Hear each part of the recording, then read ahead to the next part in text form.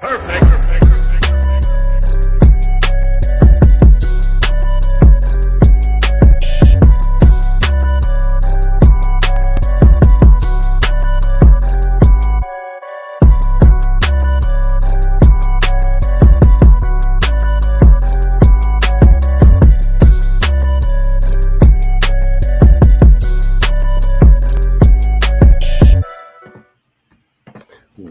is up, everybody? Welcome to episode 18 of Hobby Hotline, the only hobby call-in show. With me this week is John Newman of Sports Card Nation. What's going on, bud? What's up? Good morning, everybody. And, of course, the wax hero with the very best mustache in the hobby, Mr. Mike Sommer. What's going on? Good morning, everybody. I had to shave because of Mike. It was like, don't even try. I grew some hair out. I'm terrible at this, so you can't tell. But what's going on, everybody? Thanks for tuning in to join the show. What's up, Charles, Chris, Johnny, Ziggy, everybody else? Thanks so much for tuning in. We've got a big show as always. Thanks everyone who tuned in, first of all, to the very first Monday Night Heat. That was awesome. Great show. Looking forward to doing that every single Monday with you guys as well. But first off, guys, what's going on? It's been a busy week. Seems like the hobby, at least, not lacking any stories or anything to talk about. 2020, man. That's all I got to say. 2020, man. You know, I'm going to the Monday show for those watching this one. We're going to go Saturday and Monday. You know, 2 times is better than 1 time. Oh, yeah. It'll give some folks that maybe can't get up or just they work Saturday mornings or whatever the case may be. Can check it out on Monday night or vice versa. You can't check it out on Monday night, but you can be here Saturday. Or if what we're hoping for, you can do both. Is obviously the best case scenario. Absolutely. And as always, guys, make sure to call in and let us ask any question you may have or any topic you'd like to discuss. The link is in the chat right now. That's awesome, Ziggy. Yeah, it's obviously, everyone's not going to be able to catch it live, but if you can, that's awesome. If you can't, that's what those replays are for. What's going on, Dave? But guys, if you don't mind, there's something I'd like to start the show with because it frustrated me like crazy. I talked about it on the show this week a little bit, but it just continues to eat at me. And my buddy Dave said something in a chat the other day that has just kind of made me think about it. And that, of course, is National Treasure's First Off the Line releasing yesterday with the ridiculous Dutch auction, the absurd price point they have. But, I mean, you guys have been in the hobby for a couple of years. I mean, you guys have been in this hobby for years like myself. Don't you remember when, like, this product would come out? I mean, at least for me, it used to be like a fun day. I used to get excited when National Treasures came out, but lately it seems maybe it's the price point, maybe it's just everything. It was kind of a disappointment to me. Yeah, I remember being able to open this stuff and now not have to sell my house to do it. I mean, that's why Jude's I got 2 boxes coming. I had to choose. You had to go. Yeah. You know? I mean, wax this year, man. It's just and Mike knows, you know, Drew. Wax this year, I mean, it's a market in itself. Yeah. You know, anyone that listens to my show with any sense of regularity knows the last couple years I've really weaned off opening as much stuff as I used to do. It's better on my wallet and my bank account. Doesn't mean I don't acquire cards. I'm buying cards, much like Mike does, and collections and lots, and it's smart. And I'm sure Mike would agree. Wax is fun. I will not argue. It's probably one of the most fun you can have in the hobby is opening a pack of cards and just waiting to see what you pull and what the chances of pulling it. That anticipation, nothing beats it. Yeah. But when the smoke clears and you look at your haul at the end and what you paid, and generally, not all the time, obviously, nothing's 100%. Generally, you lost there. And so it's fun while you're doing it. And then later on, reality sets in. And so National Treasures, with what it's going to sell for, I mean, what do you have to pull to not feel terrible or hide the credit card bill or the bill from your wife? You know what I mean? Right. And Mike, I know with your show, you talk a lot about, the ways to make, deal in the hobby and ways that people can go about, making this a self-sustaining hobby or making money. When you see stuff like this, because I mean, I went on a little bit of a rant on this show. I've gone on a couple since then. This stuff really is frustrating me right now. When you saw, I mean, at least their first off the line idea and we all knew National Treasures was going to soar when retail sell them for 3 times the price. But when you see stuff like this, I mean, what do you think about all this? Yeah, I'm a little bit conflicted on it, right? For one, I think overall the price of sealed wax across the board, all sports, is higher than I'm willing to pay. Yeah. But I'm also supportive of the free market. And if people are willing to pay it, then by all means, the companies should be able to profit from that. Yes. So I'm a little bit conflicted. Personally, I've adjusted. I went from buying about 16 cases of sealed product in 2018 when I could get it at reasonable, good pre-order prices, when you could pre-order and actually be at somewhat of a wholesale level compared to the retail price. Yeah. But as things escalated, as we started to get into the allocations that came with the escalating prices, it was harder and harder for me to get those cases at a pre-order level. I backed out and I have 0 cases pre-ordered, and I'm doing, I'm not going to say 0 sealed wax, but relatively speaking, I've stopped buying sealed wax and focused more on collections or focused on buying the case contents from breakers who have already broken it. Right. And that's been a tremendous pivot for me. But I'm also willing to make those adjustments and make those adaptations about how I buy and how I collect. I'm not stuck on any one thing. Right. As far as the Dutch auction process, I think that's the most fair process that balances both the allocation type issues to eliminate that and opens it up for people to pay whatever price they're willing to pay at.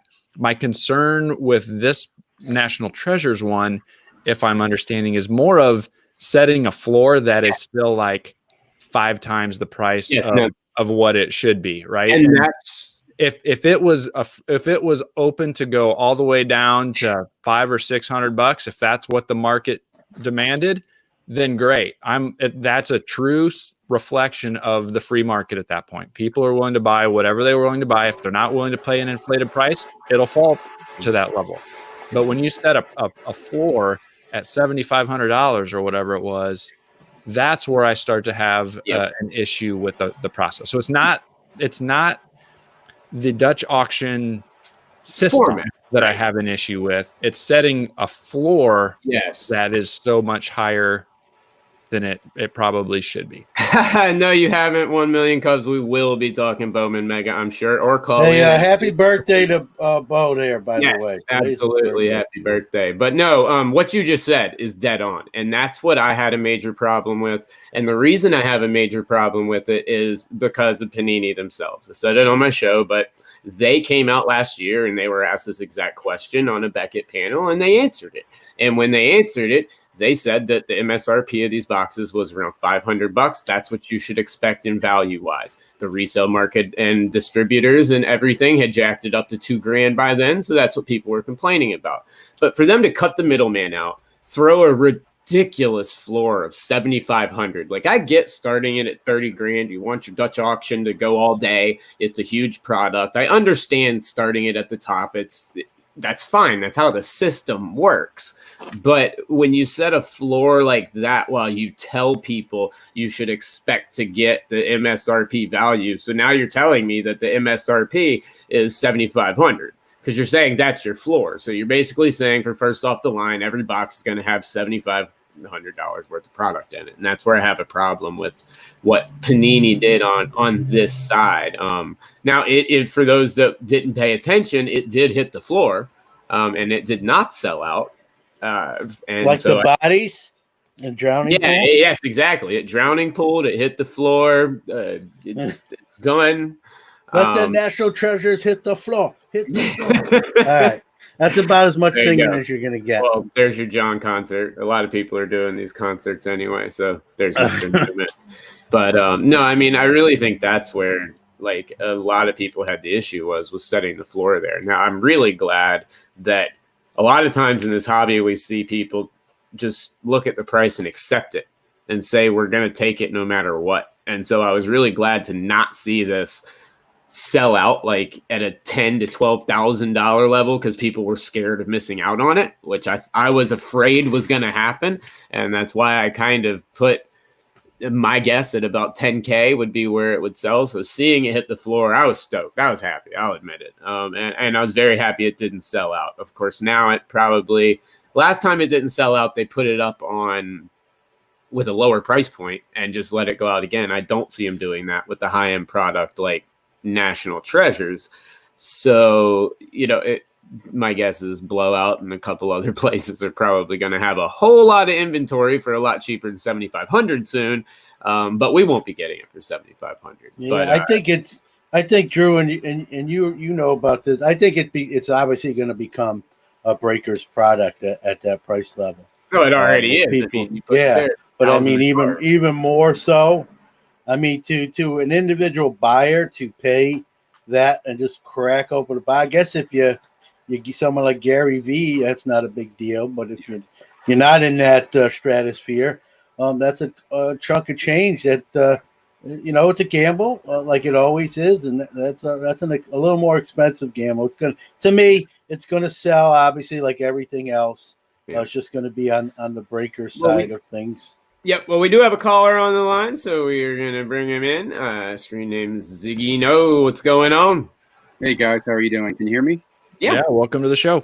Oh. Thank you for having me. Listen, I just wanted to talk about First of Line because you mentioned that. I could rant about this forever. I just want to point out that it was last year that the NT boxes, I think, were $750. Yep. For First of Line. And that was the suggested retail price, right? It wasn't until this year they started masking that with the Dutch auction, where you didn't know what the suggested retail price should be. And I am critical of that as a collector because I heard Panini on an interview, right, saying they want to protect, suggested retail price. Exactly. Well, if that's the case, someone needs to call them out on that and say that's not what you're doing because about a week later, Mosaic came out for $600 from Panini Direct. Yep. Right? No, that's what I said on the show this week. Exactly what you're saying. It's so hypocritical of them. And then Court King. So again, my question is, who do we blame for this? Right? Is it Panini? Are they getting greedy or are they getting smart? Like the Dutch auction to me, I think has ruined this sport. And it's not because I wanted the product so I can flip it. It's because I wanted the product first. Right. I wanted the product because it had, a unique parallel. I have a limited budget, so I'll buy one box of this. To me, I honestly think breakers and distributors went back to Panini and said, you're killing us because you're exposing suggested retail price to the market, and you need to cover that up. Well, go ahead. No, I was going to say it's an excellent question, and it really kind of depends, at least in my eyes, Mike, you, John, and you guys can give your opinions if you'd like as well. But I just think that it kind of depends on what format you're looking at. If it is the Dutch auctions, it's Panini. It's 100% Panini. If you're looking at regular releases like Court Kings and things like that, that's more on like the distribution level where that price increase is coming up, the distributors and people like that. So, I mean, it's really depending on what type of release would be like where to place the blame, so to speak. Yeah. But, with the Dutch auction, I think it does have the potential to be a great way to get a product. But like Mike said, when you set the floor so high, you're setting that floor. That's basically your MSRP. I mean, because you're saying that's as low as we'll sell it. So, I mean, that's basically what an MSRP is code for. But at the same time, I think it's important that we don't forget the role of the collector out there too, or the flipper, the customer, I should say. The customer. Because if nobody was paying the prices, right, the prices would come down. Yep. So I 100% agree. There's manipulation going on between distributors, between, there's manipulation going on. But at the end of the day, if the customer doesn't buy it, the prices will come down. Absolutely. Yep. And that's why I was so happy that it hit the floor and it didn't sell out. I was scared that the hobby was just going to jump on it no matter what. I agree, but I would like to see. I'd like to see no floor, right? If Panini's going to do that, they should have no floor and let the market determine it. For them to have, I agree. I don't know what the answer is. I personally would like to see Panini and all of them not have exclusive licenses. I'd like to see more competition. Oh, yes. Right, and I think that's part of the problem. I also just think if you think about where the future of cards is going, right? You saw what Topps did with Project 2020 on-demand printing. The T206 set is on-demand printing. Do you think that's where the future is going? Because to me, I think Panini should do all NT should be direct. Why do NT at all to anyone else except for it's a live enough product? They could do it all direct, right? Print on demand and know exactly what they're making. Do you think that will ever happen, or do you think they're always going to keep to some distribution market model? I think you're going to see more on demand direct stuff. You're never going to be 100%, nor should you be. But I think we've seen that already. There's more on-demand direct stuff in 2020 than in 2019, and I'm a pretty safe guess in 2021 is going to be more than in 2020. So it'll never be 100%, but we're moving closer to that than ever before. Well, I'll say last thing I'll make a comment. I'll drop up as a collector. I'm moving my dollars towards companies like Topps in my budget because of that on-demand model, and I'm encouraging that. I'd like to see Panini do the same, but I'm concerned they're milking the cow this year with Prism basketball and every basketball product they come out with. So thank you guys again. Love the show. Absolutely, man. Thanks for tuning in. Great question, guys. And Mike basically stole my answer. He buzzed in first, and my buzzer's not working. But it is, it's not one particular facet's fault. I think it's all encompassing, but he hit it right on the head when he said, as consumers, if you're willing to pay that, the companies are willing to charge you that. And they're off the hook, at least in that respect. And if we don't, like myself, using myself, for example, very little wax purchasing the last few years. Mike told you this year, way less than 2019. That has to happen more for these companies. They're not saying, oh, Mike didn't buy anything this year and John didn't open as much this year. But if as a community that becomes more the norm, when they realize it in their wallets, that's when they're going to start to take notice and maybe have to decide to do some different things. But we've actually got two callers here, so we're gonna guys we'll take a minute or two before we do get you on, but I do see you and we will have you in. But first we're gonna bring in Texas Card Dude. What's going on, man? Good morning, gentlemen. Man, it's kind of nice. I listened to each one of your podcasts this week, so to actually get to see all of y'all, howdy. So very nice, very nice. Thanks for listening. You're welcome. Yes. You're welcome. I appreciate you putting the content out because I've learned infinitely more over the past month than I would have just trying to struggle on my own. So thank you, and especially thank you to Mr. The Mike Sommer. It's a pleasure to talk to you. Thank you. We were talking about Topps 2020. I'm not going to beat a dead horse here because Uncle Rich kind of slapped me on Monday night, but I did have a kind of a talking point with on demand. And John, you were just talking about on demand, so I had to jump in. Yes, the card companies are going. It looks like they're going to move to an on demand model, but think about Future Stars. Future Stars is a paid subscription where they wanted a year-long commitment from customers to be able to release that product and have a year-long revenue stream. Okay, $30 a month average, not a big deal, lower end in product.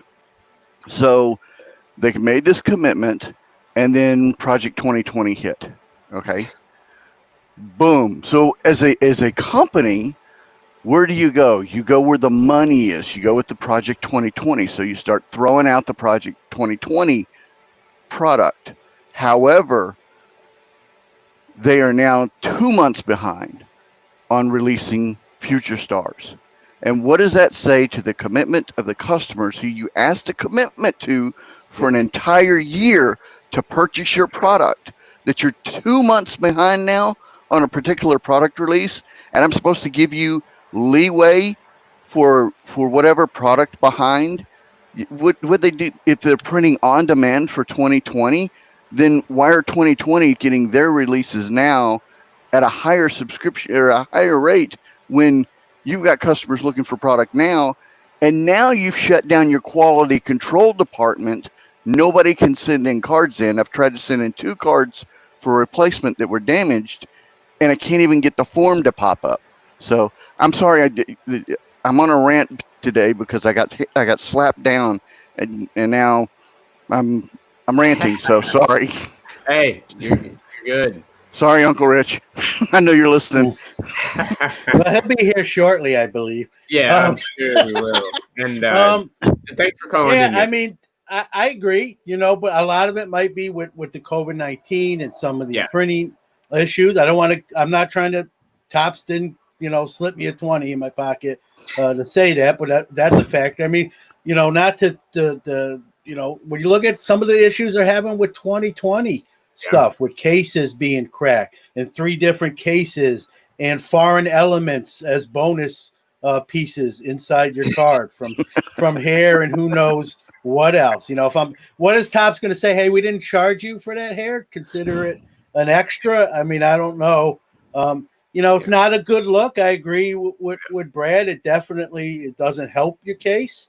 It doesn't look good, but it's I don't know the answer, but I think the biggest contributor is COVID, and what the products that were supposed to be out with Future Stars Club for May was Big League, I believe, which was one of the products that had to get delayed and pushed because of the printing press and packaging shutdown. Yeah. And so I think there's still a bit of a scramble for May's release of what are we going to substitute that with. Yeah.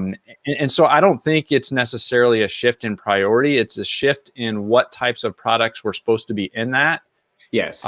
Future Stars Club and Project 2020 and Topps Now and the Living Set are all produced in a different facility than what was going to be producing Big League, Opening Day, Series 2, all of those types of things. As they start to do 10 times more of these Topps Now releases in these different types of products, like you just said, that are printed in a different facility, that facility is also going to have to step their game up a little bit. That facility is going to have to get bigger. It's going to have to expand. They're going to have to get multiple, or you can expect these delays. But it does have a lot to do with what goes into making each card, where they're produced, how many people are needed to do it, which I'm not even going to get into beginning to know the logistics of that. But thanks so much for the call. Thanks so much for listening to the show, man. And we actually have another caller on the line now, I believe, if I'm not mistaken. Yes, it is Chris Leroy. What's going on, man? What's up, dude? How you guys doing? Doing good. Doing good. Couple things real quick. Drew, you told me that doesn't Topps listen into some of these podcasts? Yeah, they got people that listen. Topps, if you're listening, take some of that Project 2020 money and go get the fucking NBA license back from Panini. Please, for Christ's sake. Please. Now, real quick. I seen last night Topps Chrome Black. You guys hear anything about that? Yeah, I don't know if anyone. I'm sure everyone. It's going to be again. I believe it's going to be an online again exclusive. Oh, so it's only online? That's what I'm hearing. I don't know if anyone's heard any different. Which it's odd that you brought that up real quick, Chris, because do you guys remember, like, right before basketball season started, back when, like, the Earth and people were normal, that you saw that tweet, the Instagram post of Tyler Herro with the Topps Chrome autograph that he was signing? We never knew what they were for. We never knew what they were released for. I'd like to see those come out when you're speaking of licenses. Now, on that license question, that probably will never happen, sadly. If it will, it'll be a very long time. And it's not anything to do with the companies. That has everything to do with the leagues. When I had the director of Major League Baseball's Players Association on, he told me himself, he's like, they love the agreement. They love it. They don't want to change it. They just they're happy with it. They make their money. Now they've got their whole, I mean, we went to a baseball game at the National and sat right next to the guy. Dude, every single ball and everything that gets touched gets run over to somebody so he can flag it so they can throw it in to sell it. I mean, they're right on board with making their money, and they love those exclusives. So on the exclusive side, sadly, I think we're stuck with a lot of that stuff. And if there is one that might change, it would be the NBA probably, because they do like to, do things a little differently than most. But did I say this to Panini? Go do what a lot of other companies do. Go steal your competition. Go hire a designer from Topps to design your product, because everything you put out is absolute trash, in my opinion. Hey, well, some people don't like it. Panini, I got bad news. Panini just took you off their Christmas card list. Yeah. So you'll have one less Christmas card. Yeah. I use Panini cards to pass Topps. Yeah, absolutely. Real quick before I go, what do you guys think is going to happen with Series 2 and update? Ooh, good question. I think Series 2 is going to kind of continue like normal. There's still such a big number of players that didn't have Series 1 cards, and I think that will kind of continue like normal. Update's the one that I have questions about, just because it's usually filled with content that's half from like the All-Star game or All-Star weekend, and the other half with mid-season call-ups, and it's likely that neither of those things will be happening this year. No, but I'm not sure what the point would be of having an update product other than another product to make money off.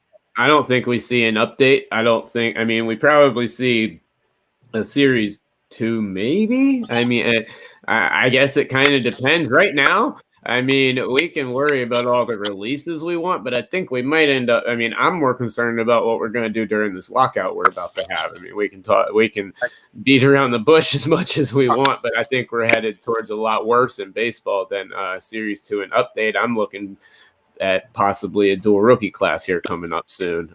But I would not expect to see update this year because of what Mike just said. It's they have nothing to update. They're not going to have draft for that matter. Do what? Yeah. Or Bowman draft for that matter. Yes. I mean, there's a lot of, and that's why, like I was saying, there's a lot of products where that it really depends. I mean, basketball's good now, football's good now. They're set to go. But with baseball, I think a lot of products that you'd normally see, you probably will not see this year. And update being one of the biggest ones. I don't know, John, if you have. I love updates, so I like Mike said. I don't think you can do it without a season. You know what they're going to probably do? They're going to make a product that's not going to be called update. It's going to be called something else. They got a license to produce, let's say, 35 products. They're not going to give one up. They're going to make something else, name it something else, and we're going to buy something else. And that's how the game is played. Yeah. Well, Chris, thanks so much for calling in, man. Have a good one, bud. Yeah, no, I agree with you, John. I think it really comes down to, I mean, it might not be 2020 Topps update, but it's going to be 2020 Topps celebration, whatever they want to, Excalibur, whatever you want to call it. They'll push some cards out there, and maybe not so much me, but someone's going to buy it. And, Top series COVID-19. I don't know. Maybe we'll see. Topps COVID collection. COVID. It's all the guys. This year's update's going to be all the guys sitting at home with their parents with a mask on. But we do have another caller we'll bring in now, and it is 1 Million Cubs. What's going on, man? Hey, what's up, guys? How you doing? Morning. Happy birthday. Bro? Yes, happy birthday. Thank you. So I wanted to talk.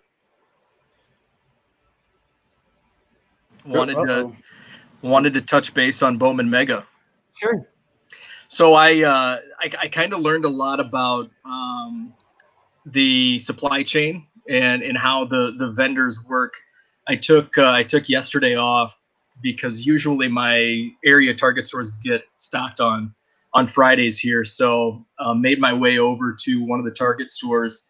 There were already two high school age kids waiting for the card vendor. They'd been there for almost 3 hours when I arrived. Yeah. We don't like girls. We like cards. And There's no prom this year anyway. I was waiting with them for another 30 minutes, and then in that period of time, two other guys showed up. So by the time the vendor came, there were 5 of us waiting for Bowman Mega. So if anybody Did he call for backup? right. So if anybody's I'm at out Target there today, 395. I'm going to need a few more guys here. so I think if anybody's out there today, on the weekend trying to find Bowman Mega, it's been wiped out as soon as the vendor gets there. He didn't have any at that store, which I thought was kind of a bizarre statement, because that he even said that store gets the most volume of our city. So a buddy of mine went to the Target that's nearest my house in the afternoon, said the vendor is here, but he said somebody took the display box. And I found that odd, but maybe a rogue employee, ripped into it or something like that. But it's only a few minutes from my house, so I wanted to check it out myself. Made my way over there, looked at the card section. It didn't look like my vendor usually, when he stocks, he's very meticulous, and it always looks very good after he's been there. And it didn't look like that. And according to my friend, he had just been there. So I did some shopping, grabbed a cart, kind of meandered around the store, kept my eyes on the card section. I saw the vendor come back from the back with a cart with a Bowman Mega Box case. So I jumped out of line and kind of waited for him. Another guy had walked over, so by the time the vendor came over to the card section, he looks at us, asks us, if we're looking for Bowman Mega. Of course, we both said yes, and he's like, "Do you mind if you split them?" So we did have the full case of 40. So I think that some of these vendors, obviously know how hot these products are, and these guys are waiting, sometimes 3 or 4 hours at the card section waiting for the vendor. So I think they may be, playing some decoys, and maybe they did have Bowman Mega at that first store I was at, but with 5 guys hounding him, he left him in the back, and once the coast is clear, he's going to go back and stock them. So, like the Secret Service of distributors. Yeah, it was the aisle's clear. Go. It was very interesting to see how far the hobby has become as far as retail goes in just a couple of years. So that's all I wanted to say. Thanks for having me on, and appreciate it, man. Happy birthday, bud. Thanks. Yeah. Well, I think one thing on what he just said real quick, I think that has what retail has become. That for one thing, I've seen a lot of people talk about that. I'm so glad I live in a small city when it comes to this retail stuff. We don't have, now we're getting people from other cities that will actually come up and, they're stalking the lady and everything. But at least those guys that he was talking about aren't selling him out the back like a lot of people in Charlotte are doing out the back door. But I think a lot of what's happening with the retail market, and this is a great segment to touch on, as it's something that's you're about to see a massive increase of, I think, with basketball coming back and football starting to come back. When we were just talking about the price of these boxes, when Score Hobby sells out at $200 a box for Score football, and it sells out almost instantly. Well, I mean, a lot of these people that like Mike, you were talking about, used to buy tons and tons of wax. Well, there's a lot of people just like you that are now, instead of buying all those hobby boxes, may have switched down to retail. And so a lot of people are getting priced out of hobby, just like they're getting priced out of silver prisms if you chase prisms, so you go after something else, just like they're being priced out of PSA 10s, so they move over to something else.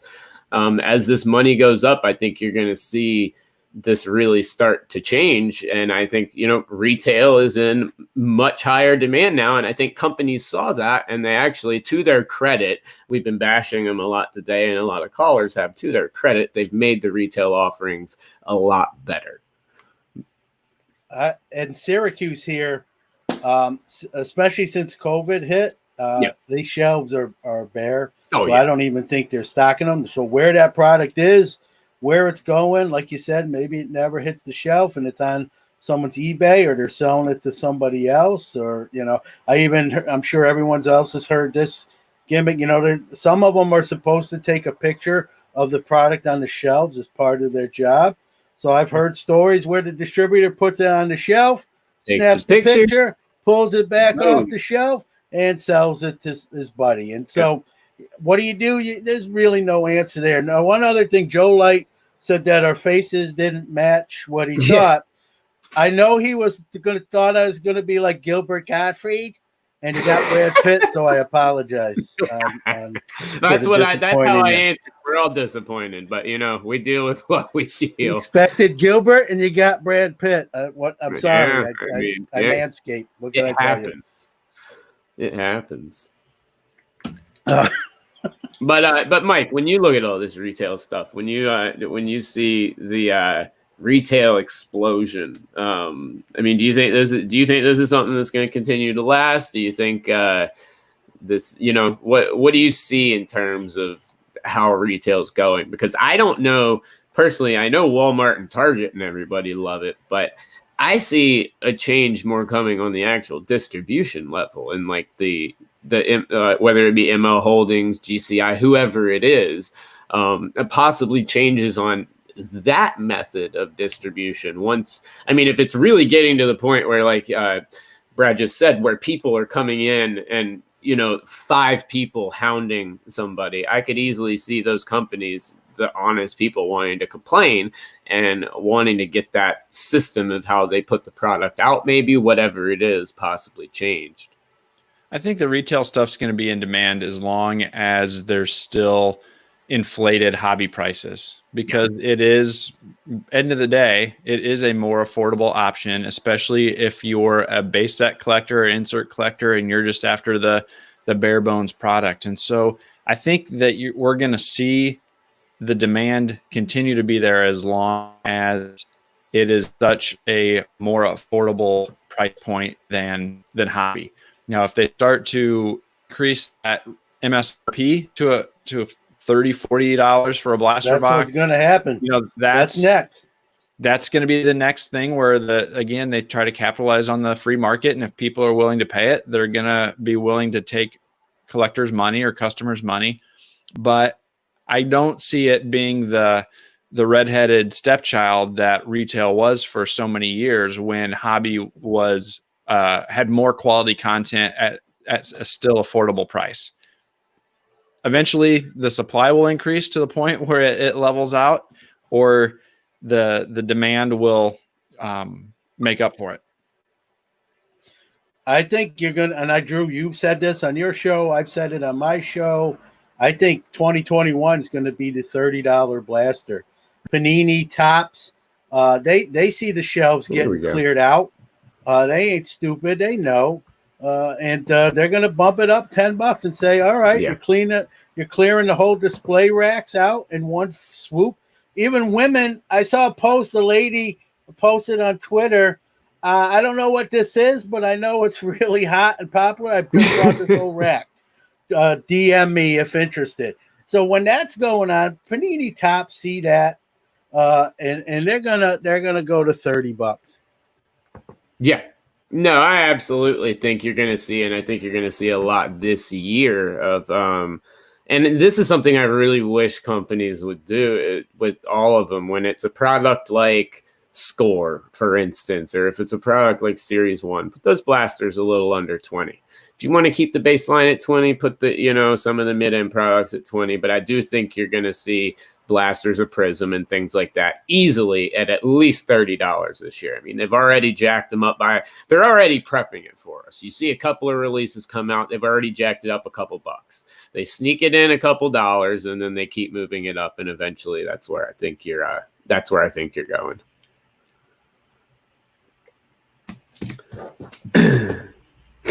All right, so we will move on now to let's see here. There was a question was there a question that someone had, John? Pack Pulled asked on Twitter, what do we think about Project 2020 cards being taken out of their obviously one touches and being submitted for grading? What's our thoughts on that? Interesting. Well, I would love to answer that question. John, you were the one that brought up the question. So what do you think on that? We'll pivot to some Project 2020. It's pack pulled. I'll answer this question from someone who grades a lot of cards. I know you do as well, Drew. I don't. I think in this case, it's not something I'm probably going to do as someone who grades and owns 2020 project cards. Probably not going to be something I do. I think you're starting to see it. Each week I see more cards getting encapsulated and submitted. I think obviously if you pull you get something graded a 10, even a 9.5, sure, there's going to be a premium, I think, on that. But who's going to buy that? Is it going to be someone that really is into graded cards? Is it going to be a Project 2020 person that wants to get every card they like in 10 form? I mean, I think the market obviously is going to be much smaller than, let's say, a graded rookie card out of a normal based product. But there's a market for everything, and obviously if you submit it and you get a 10, it's going to have a premium value. I know I forgot which card it was. I know Eric posted it, but there was a Black Label 2020 card, and I didn't see what it wound up at. I apologize for that, but I'm sure it brought a good chunk of change at the end of the day. And so if you submit something, you pull a 10 or a Black Label or a Gold Label with SGC, you're going to make some money. I just don't think there's going to be a ton of those submitted. Yeah. What about you, Mike? What do you think about grading these? Because I have a couple opinions on this. Well, I've never graded a card in my life. I don't plan to grade any cards, and I for sure don't plan to grade any Project 2020 cards. Yeah, I personally think that the Project 2020 stuff should not be graded, if I'm being quite honest, because if it's me, you've got that factory seal. For one, you've got the factory seal. I always, with products that come like that, whether it be going all the way back to the Topps Chrome when they used to have the encased gold X-Fractor box toppers and stuff, I'd always want them sealed. I wouldn't want them graded.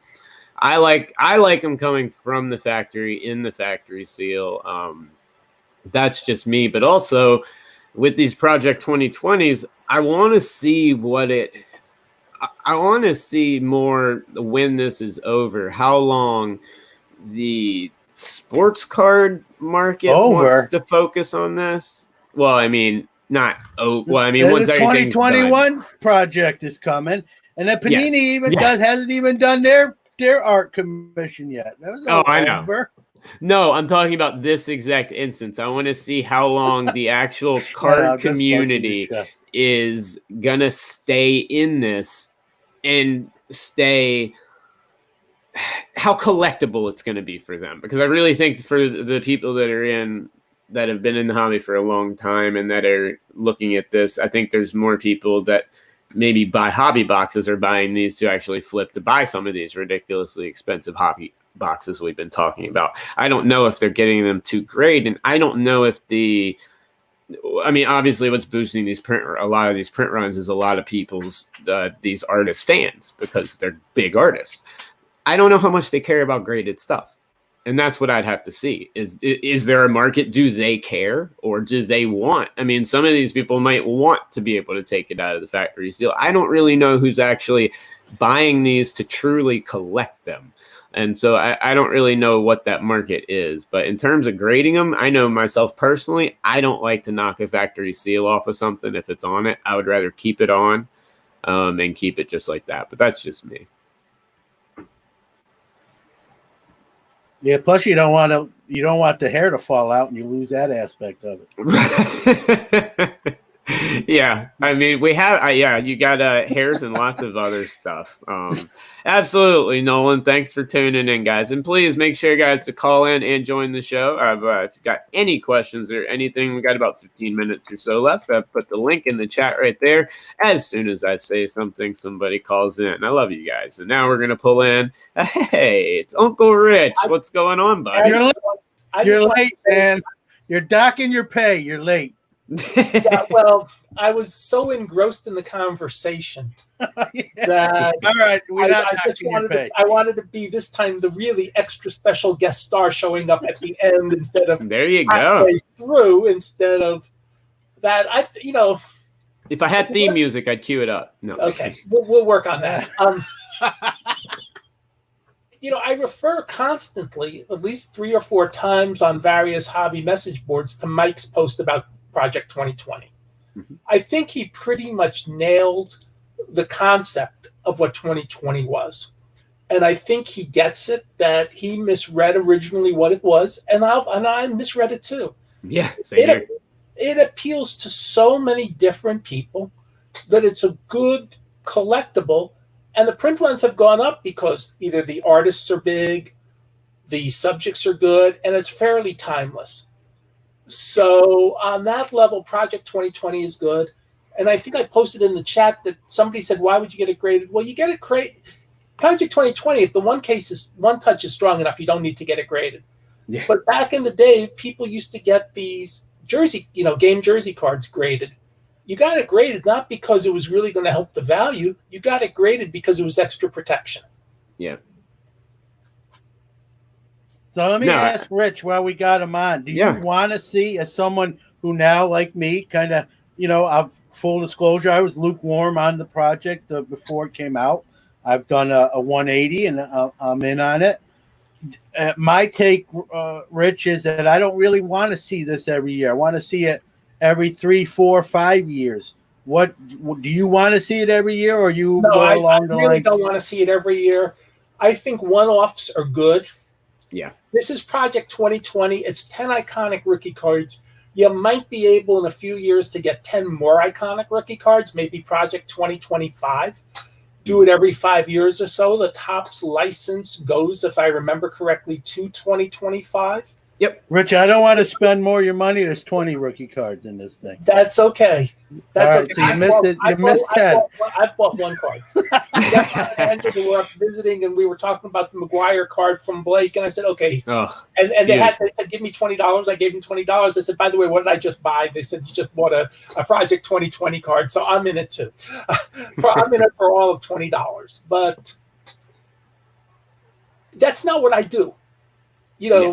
Look at my office. That's not what I do. If at the shows next week, unless they're really, really cheap, when Kyle has his big show next weekend, I won't be here to sign in. I'll be with my mask on at the show. And unless somebody has them for $5, I'm not buying a Project 2020 card. It's not that type of collectible for me. However, I got in the debate on Net 54 about that, and we were on different wavelengths. Maybe one of the Bob Gibson cards might end up at $5 or $10 someday, and that might be the only one. There was one that I didn't like the design on. It's probably the least iconic of the 10 rookie cards. If you're ever going to see one below cost, it'll be one of the 59 Gibsons. But that's just a personal opinion. But I think that the beauty of this is it's given us another way and another outlet to spend money, but it's also brought new people in.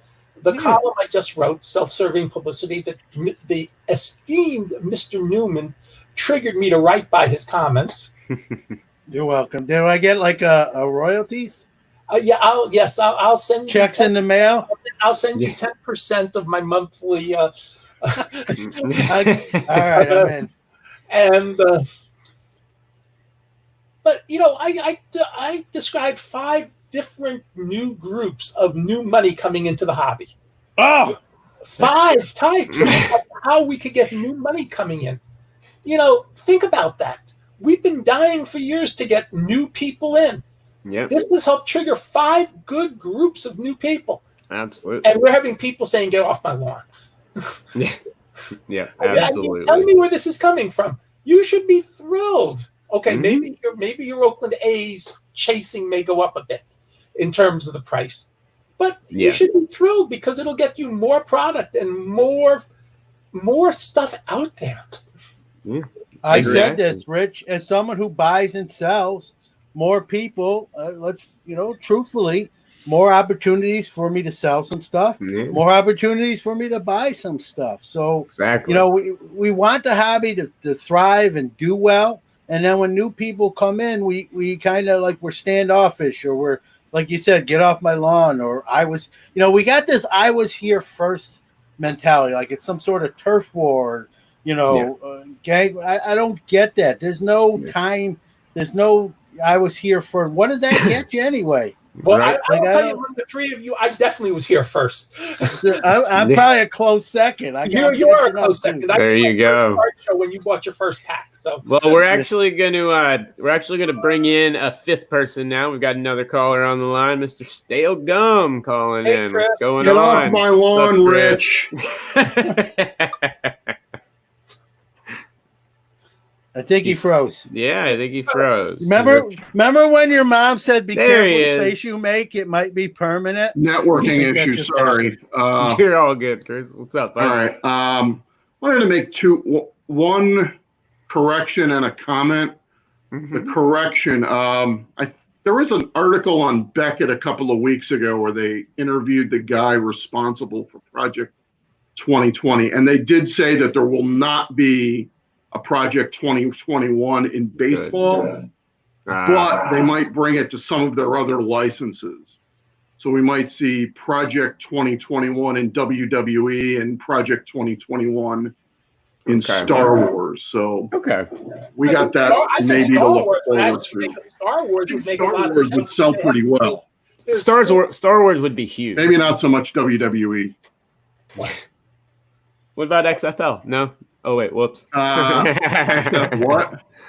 By the way, I saw there were a couple questions directed to me in the chat, so if I can just answer those for Absolutely, Rich. One, I said if any of the Project 20 ever goes below the original cost, in my opinion, it might be one of the 59 Bob Gibsons. It's just one of the least iconic. It's probably the least iconic card.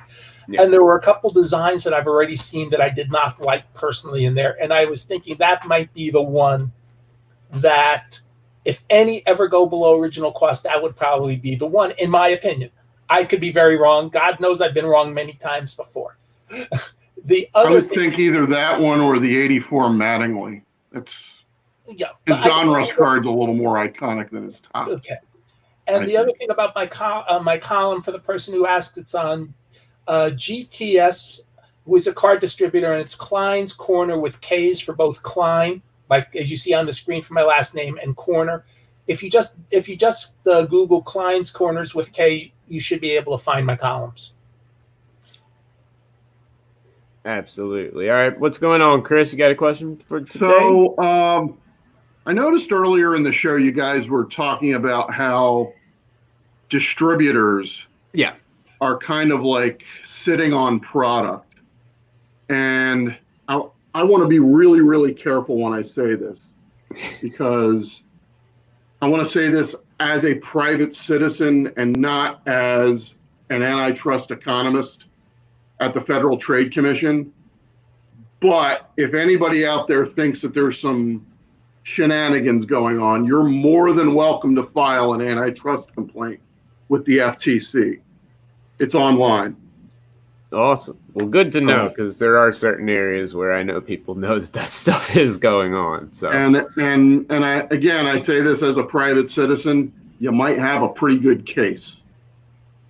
Well, there you go. That's some advice from someone that knows a little thing or two about it, you could say. It's my day job, all right? There you go. That's all I have for this week. Awesome, bud. Well, thanks for calling in. Thanks a lot. We actually have another caller here, and I thought he was going to call in today. Normally he's at the very beginning, but it looks like he's at the end today, as Mr. Newman says. There wouldn't be a show without that. What's going on, bud? Yes. I'm doing great. What can we do for you today, bud? So, I don't know if you already discussed this, but what's your thoughts on people returning 2020 Project 2020 cards on eBay? Do you think that the buyers are doing the right thing with blocking them and sharing it with the rest of the Project 2020 buyers? Absolutely. Yes. I mean, you've made a contract to buy the card. If the simplest thing, you've made a contract, the price went, if the price did not stay up and you did not make money, in reality, you should honor your commitment. I mean, that's period, end of sentences. 100%. Maybe 1 in 100 times there is a legitimate case where something goes south in your life and you have to ask for the money back. And if you can prove thereof, and sometimes it's really sensitive, okay. But 99 out of 100 times, you're returning it because the price did not do what you want. On the scammers page, where I'm an admin over there, I see every single post, but that has to get approved and everything, and there's a million of them, and the return reasons are absolutely absurd. John and I were talking about it before a while ago. They're returning it if there's bubbles on the actual one touch, not the card, nothing else. The one touch. Like, I mean, it's just any reason that they can get to. They thought that they were making an investment. They thought it was going to go up. Their investment didn't do it. And so they try and take advantage of an eBay policy to skirt losing out on an investment. I've only had one return so far. That's good. And now I don't pre-sell. I will only list them once I have them in hand. Yeah. And so that helped a little bit because I avoided some of the hysteria that we saw a couple weeks ago. Yeah. But I did sell a couple cards to somebody last weekend, and the prices did come down $50 or $60 or something from the point that person bought them. I was confident in the sale. They had over 2,100% positive feedback. But sure enough, as soon as they got the card this week, they filed a return because it was off center. Even though they saw the picture, they should grade it. They should bought it, but that was the reason. And you could tell they were experienced because it wasn't. I changed my mind. They came up with something that on record they're saying the item didn't match the description. So I've accepted the return, and it's been 4 days and they haven't mailed it back yet. So we'll see what happens with that one. I had a couple other cards I sold last weekend at prices which have since come down. Both of those people had feedback under 50, I think. Yeah. And both of them said, hey, I know the price came down, but I'm sticking to my word.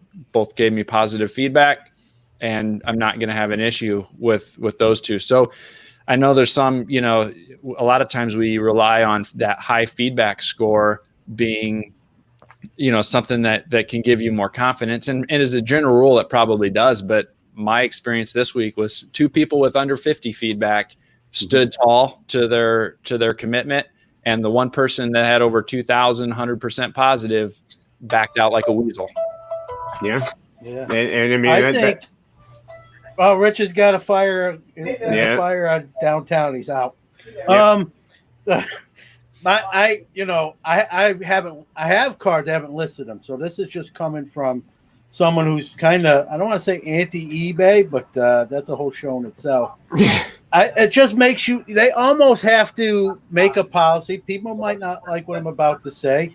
Kind of Mike's self-imposed policy. I'm not listing it till it's in hand. eBay might want to think about, not being able to list until the product is in hand to avoid.